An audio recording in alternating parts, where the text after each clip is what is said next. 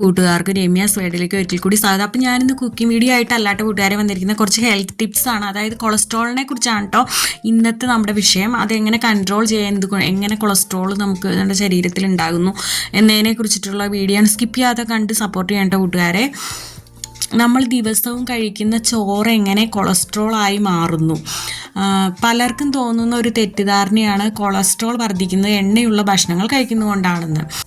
അത് എണ്ണയും fried items ഒക്കെ അതിന് കാരണമാകുന്നുണ്ടെന്നെങ്കിലും ചോറ്, ബ്രെഡ്, ബിസ്ക്കറ്റ്, ചപ്പാത്തി, ചായക്കൊപ്പം കഴിക്കുന്ന മറ്റു മധുരമുള്ള വിഭവങ്ങൾ, മറ്റു കാർബോഹൈഡ്രേറ്റ്സ് അടങ്ങിയ ഭക്ഷണങ്ങൾ എന്നിവയും കൊളസ്ട്രോളിനെ ബാധിക്കുന്ന കാര്യമാണ്. ചോറ് നേരിട്ട് കൊളസ്ട്രോൾ അടങ്ങിയതല്ലെങ്കിലും അതിലടങ്ങിയിരിക്കുന്ന കാർബോഹൈഡ്രേറ്റ് ശരീരത്തിൽ ഗ്ലൂക്കോസായി മാറും. അധികമായിട്ടുള്ള ഗ്ലൂക്കോസ് അത് നമ്മുടെ ശരീരത്തിൽ ഫാറ്റായിട്ട് അഥവാ ട്രൈഗ്ലിസറൈഡുകളായിട്ട് സംഭരിക്കപ്പെടും. അത് പിന്നീട് ചീത്ത കൊളസ്ട്രോൾ വർദ്ധിക്കാനും നല്ല കൊളസ്ട്രോൾ കുറയാനും കാരണമാകും.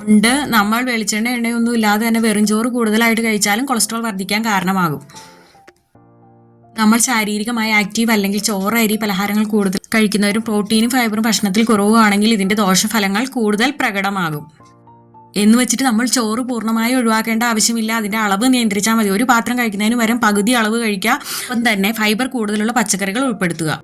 പ്രോട്ടീൻ ഉറവിടങ്ങളായിട്ടുള്ള മുട്ട, മീൻ, ഇറച്ചി, പരിപ്പ്, പയറുവർഗ്ഗങ്ങൾ എന്നിവയെ ഉൾപ്പെടുത്തുന്നത് നല്ലതാണ്. ദിവസവും കുറച്ച് ആക്റ്റീവായിട്ടിരിക്കുക, നടക്കൽ പോലെയുള്ള ശാരീരികമായിട്ടുള്ള ചലനങ്ങൾ ചെയ്യുക എന്നിവയും കൊളസ്ട്രോൾ നിയന്ത്രിക്കുന്നതിന് വളരെ പ്രധാനമാണ്.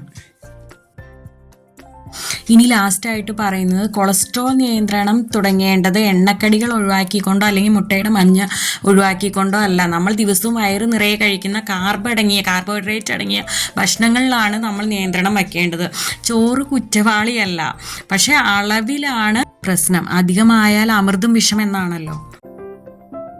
ഇനി കൊളസ്ട്രോൾ കുറയ്ക്കാൻ ദൈനംദിന ജീവിതത്തിൽ നമ്മൾ ശ്രദ്ധിക്കേണ്ട പ്രധാന കാര്യങ്ങൾ എന്തൊക്കെയാണെന്ന് നോക്കാം. ആദ്യം ഭക്ഷണത്തിൽ തന്നെ ശ്രദ്ധിക്കണം. ആദ്യത്തെ കാര്യം, എണ്ണയിൽ വറുത്ത ഭക്ഷണം, fast food, bakery items, puffs, cake എന്നിവയൊക്കെ ഒഴിവാക്കുക. നെയ്യ്, വെണ്ണ, ഡാൽഡ പോലുള്ള ട്രാൻസ് ഫാറ്റുകൾ കുറയ്ക്കുക. ചുവന്ന മാംസങ്ങളായ ബീഫ്, മട്ടൺ കുറയ്ക്കുക. പച്ചക്കറികളും പഴങ്ങളും കൂടുതൽ ഉൾപ്പെടുത്തുക. ഓട്സ്, ഗോതമ്പ്, ബ്രൗൺ റൈസ് പോലുള്ള ഫൈബർ അടങ്ങിയ ഭക്ഷണം ഉൾപ്പെടുത്തുക.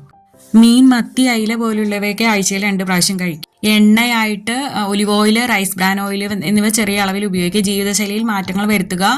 അതായത് ദിവസവും 30 മിനിറ്റ് നടക്കുക, വ്യായാമം ചെയ്യുക, വെയിറ്റ് കുറയ്ക്കുക. പുകവലി, മദ്യപാനം ഒഴിവാക്കുക. സമ്മർദ്ദം കുറയ്ക്കുക. യോഗ, പ്രാർത്ഥന, ധ്യാനം ഒക്കെ സഹായിക്കും കേട്ടോ. 7 അല്ലെങ്കിൽ 8 മണിക്കൂർ ഉറങ്ങുക. പിന്നെ ആരോഗ്യ പരിശോധന നടത്തുക. ലിക്വിഡ് പ്രൊഫൈൽ ടെസ്റ്റ് ഒക്കെ ചെയ്യുക. 2 തരത്തിലാണ് LDL, ചീത്ത കൊളസ്ട്രോൾ, അത് കുറയ്ക്കണം. HDL നല്ല കൊളസ്ട്രോൾ ആണ്, അത് കൂട്ടണം.